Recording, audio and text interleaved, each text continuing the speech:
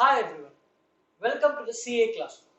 Today we will be discussing the topic called redemption of preference shares, which is in your module 2 of the textbook. Now, before we get into the topic, first let us understand what are preference shares. Preference shares are defined in section 55 of the Companies Act 2013 and there are some conditions over there. One of the most important provisions there is after issuing preference shares, company has to redeem the same within 20 years. So if a company issues preference shares in 2000, they have to mandatorily redeem the same in 2020. So this chapter talks about how to redeem preference shares and how to account for the same. There are three modes of redeeming preference shares. Redeeming preference shares out of fresh issue of shares, redeeming preference shares using capitalization of undistributed profits, combination of both. What is redemption using fresh issue? Let's say the company already has 1 lakh preference shares of 10 each, which is 10 lakhs. To redeem these preference shares, company is going to make a fresh issue of equity share capital or preference share capital. Using that money, they will repay these shareholders. Why are they going for a fresh issue? One, company might not be having adequate liquidity to pay this 10 lakhs, or they might not be having enough reserves and surplus to transfer to capital redemption reserve, and hence they are issuing fresh issue. Capitalization of undistributed profits, where a company has high amount of reserves, they can use their reserves for redemption of preference shares. Why? What do I do with reserves? You need to transfer this reserves to CRR account to the amount equal to the face value of preference shares. Why should I transfer reserves and surplus to CRR? There is a separate video explaining the concept of why should I transfer amount equivalent to the face value of preference shares that are being redeemed to be transferred to CRR. You can check out that video to understand this concept of what is CRR and why we transfer to CRR. Third is combination of both. In combination of both, how that's a sum work. This is the overview. Now let us move into journal entries of how to account for the same. Let us discuss what are the journal entries. This entire chapter revolves around journal entries and they are very much simple. For redemption,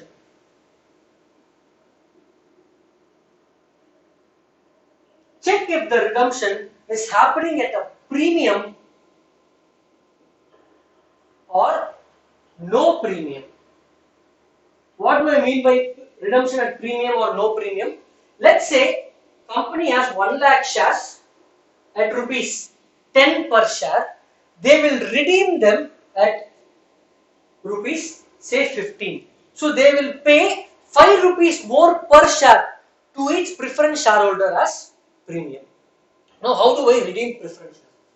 Preference share capital is there in your balance sheet. First let's see there is no premium. Now you have to pay to whom? I have to pay to my preference shareholders. So let me first create a liability to preference shareholders. What am I giving to preference shareholders? Preference share capital, which has a credit balance in the balance sheet, has to decrease and become 0. Therefore, I will debit preference share capital account debit to preference shareholders will be my first entry. This is entry passed on due date of redemption. When I pay money to settle to my preference shareholders, you will pay them through bank and debit preference shareholders. So what is the net effect? Preference share capital account debit to bank is the entry for redemption of preference shares without premium. What about redemption with premium? Second entry will remain the same. However, First entry, amount due to preference shareholders, is two parts. First is face value of preference shares, which is nothing but preference share capital account debit. So preference share capital is the amount of face value which is due to preference shareholders along with extra premium. So we debit another account called premium on redemption of preference shares. So what is the entry? Preference share capital account debit to the extent of face value of preference shares which you have to repay. Additionally debit amount of premium you are going to repay to them. Premium on redemption of preference shares account. Debit to whom? Whom am I going to pay? To preference shareholders. Second entry will be settlement of due preference shareholders account debit to bank. These are the entries for redemption of preference shares. Now let us next look at the next set of entries. In the previous section, we discussed what are the entries for redemption of preference shares. Now these entries are going to be common, the ones we discussed in previous section, whether redemption is done out of fresh issue, whether redemption is done out of reserves or combination of both. Redemption entries will remain the same. Next, in case redemption involves premium, such premium which was debited has to be transferred to the profit and loss account. So you will pass one more entry, P&L account debit to premium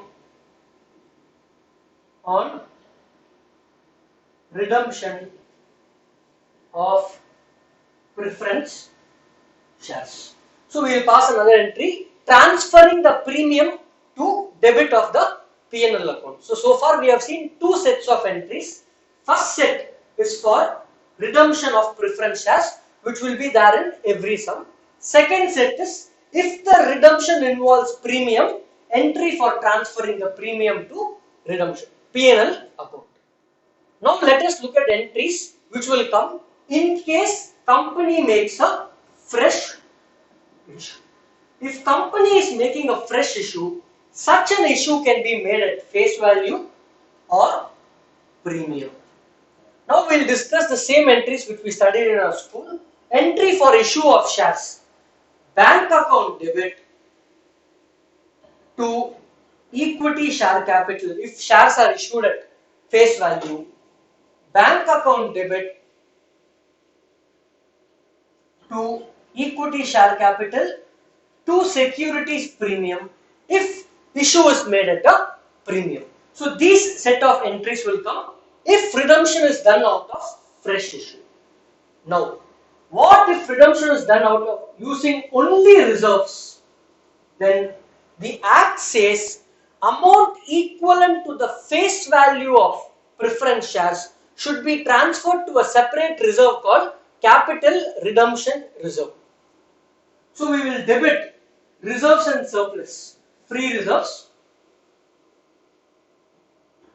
to CRR. So either we will have this entry or we will have this entry if redemption is done out of reserves. If the sum involves combination of both, then we will have this plus this entry. How much to transfer here we will discuss later. Now if redemption is done fully out of only reserves, then entire preference share capital face value amount should be transferred from reserves and surplus to CRR. So we have seen three sets of entries now. First set, what is the entry we pass for redemption? Second set, in case there is premium on redemption, what is the transfer entry? And third set has, if 100% redemption is done from fresh issue, what is the additional entry? And if 100% redemption is done from free reserves, what is the mandatory entry you have to pass? Next, let's discuss what entry you will pass if there is a combination of both the methods. Let's say there is 60% fresh issue and 40% reserves. These percentages will not be given in the question. We will compute what is the amount of fresh issue required. Now let us look at what happens if there is a combination of both.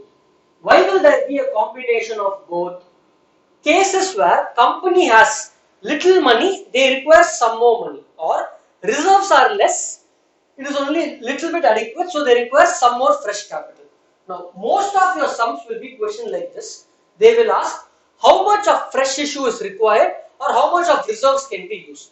For this, the very first step you need to do is compute what is the face value of preference shares that are redeemed.